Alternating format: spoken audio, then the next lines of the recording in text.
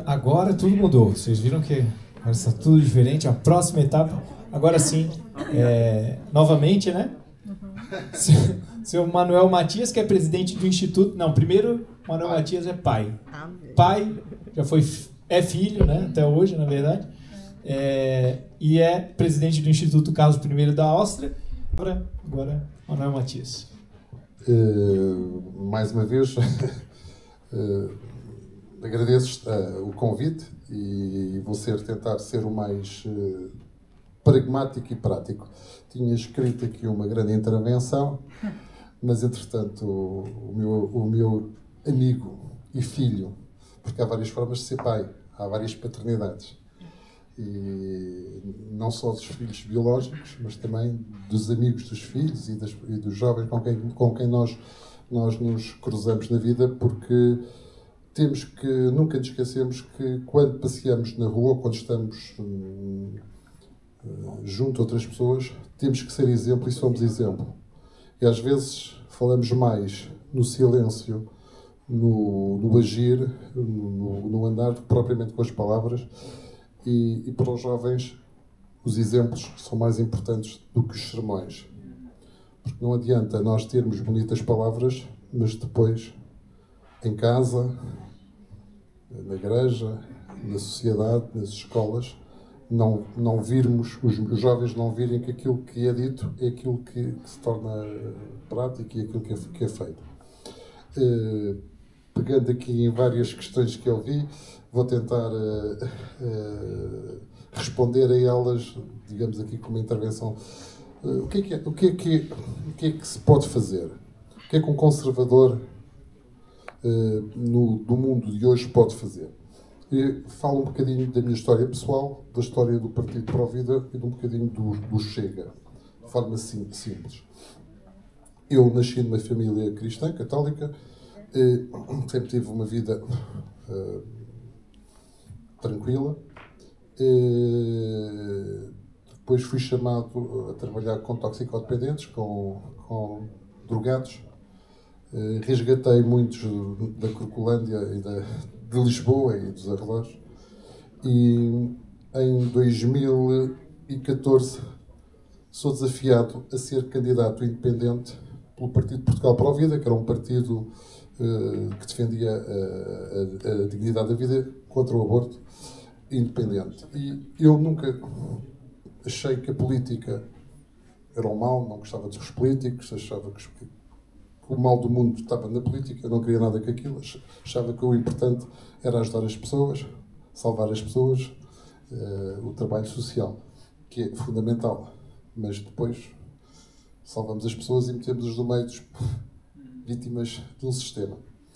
E aproximei-me do Partido Pro Vida. Entretanto, já estava ligado à defesa da vida desde 1998, quando foi o primeiro referendo ao aborto em Portugal, e dei-me conta que era importante que pessoas crentes, católicos, cristãos, pessoas sérias entrassem no mundo da política, porque naquele mundo onde os jogos, as mentiras, a corrupção, o interesse, o querer o poder pelo poder, se só estão pessoas sem ética, se nós que temos uma ética, queremos o bem, que temos um olhar de serviço, não estamos, ficamos entregues nas mãos deles. E percebi isso e decidi afiliar-me nesse partido e depois, mais tarde, ser presidente. Fui escolhido para ser presidente do Partido Pro Vida. Este Partido Pro Vida nasce do segundo referendo. E naquela resposta, o que é que cada um faz? Em Portugal houve um segundo referendo, isto é, a esquerda vai fazendo referendos até ter o resultado que quer.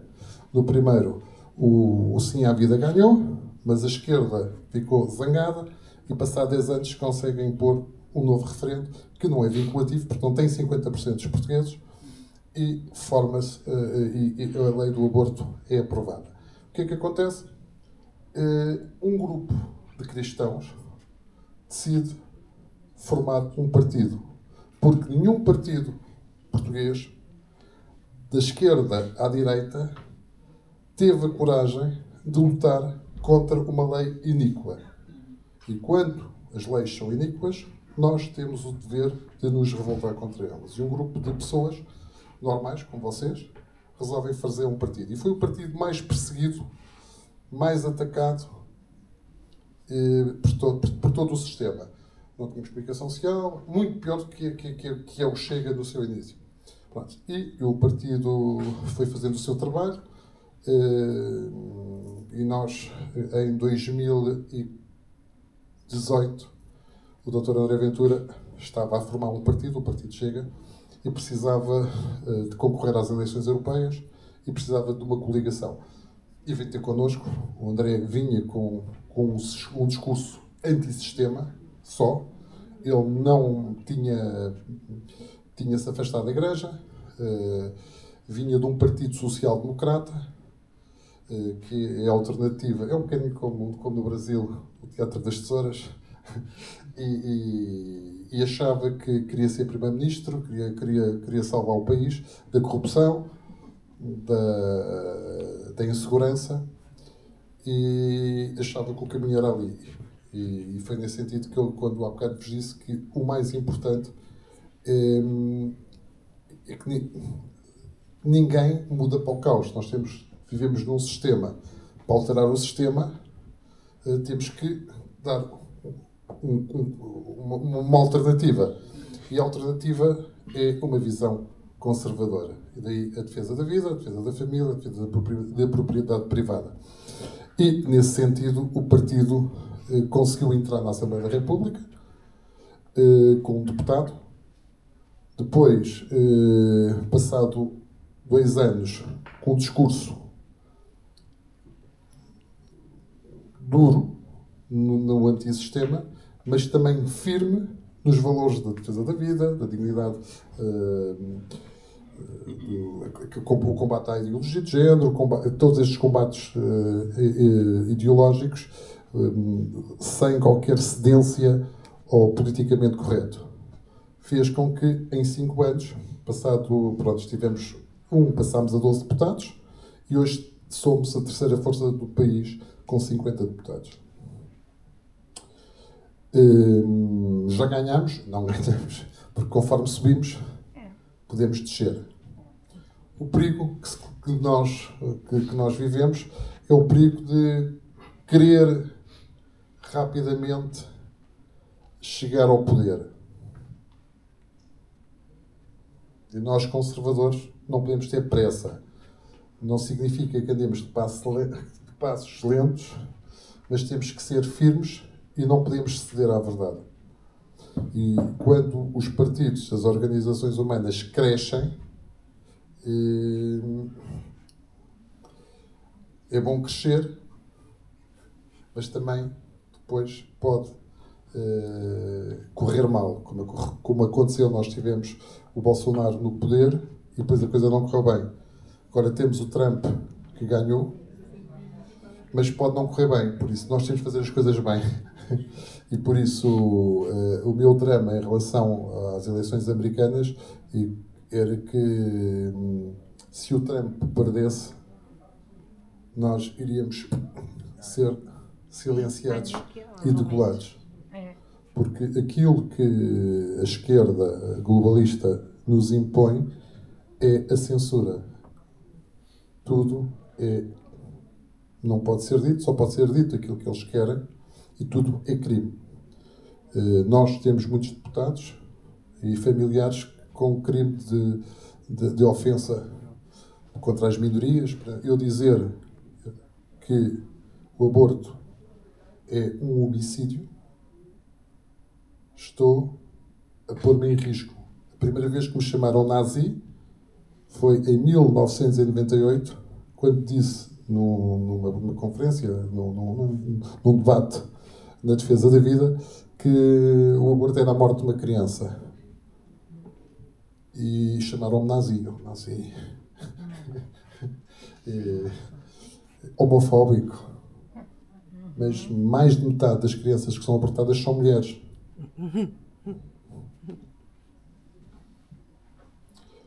E por isso a palestra, a conversa que eu tinha era sobre a questão do aborto e da questão da vida.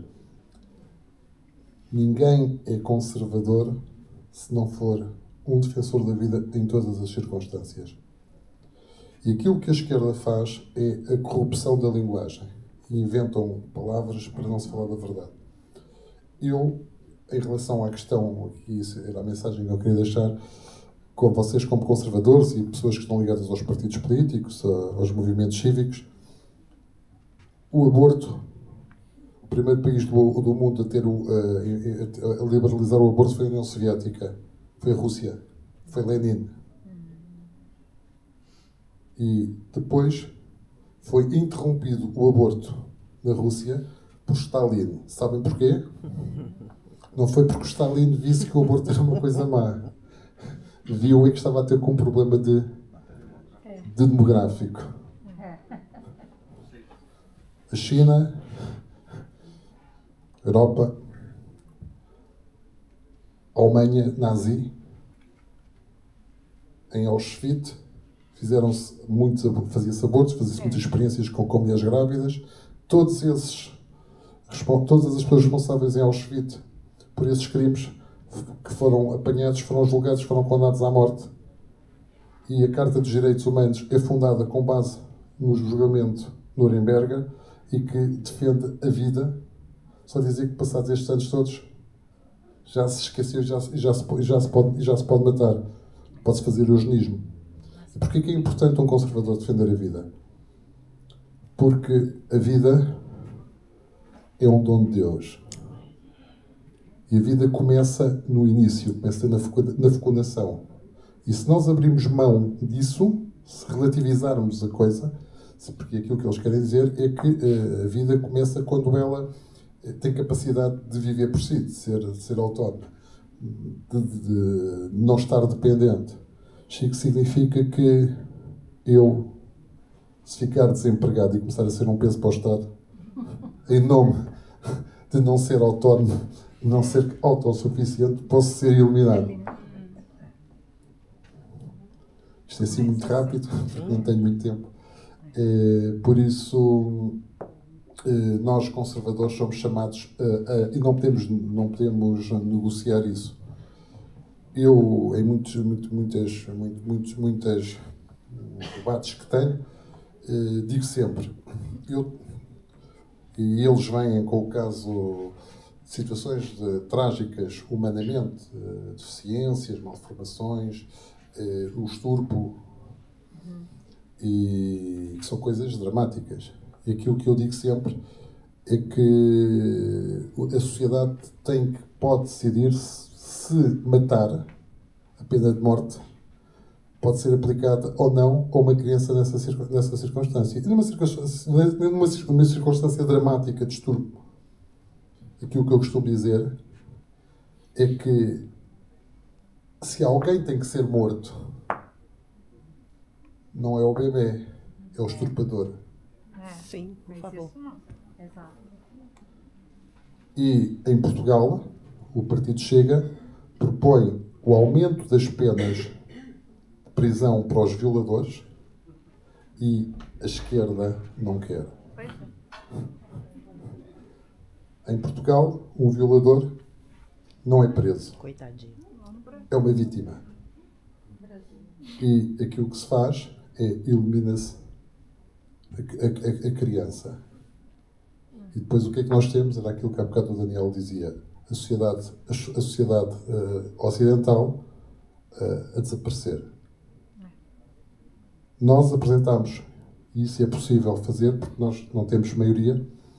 Eu fui responsável, quando o Dr. André Ventura era o único deputado, a apresentar um projeto de lei para apoiar mulheres grávidas.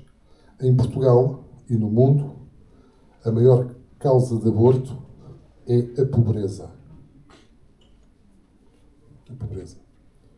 Não são, em Portugal, a lei foi alterada e depois há aqui uma nota final a lei foi aprovada, não concorda com a morte de uma criança não foi isso que foi perguntado, é concorda com a penalização da mulher. Nós, quem votou, disse que não concordava.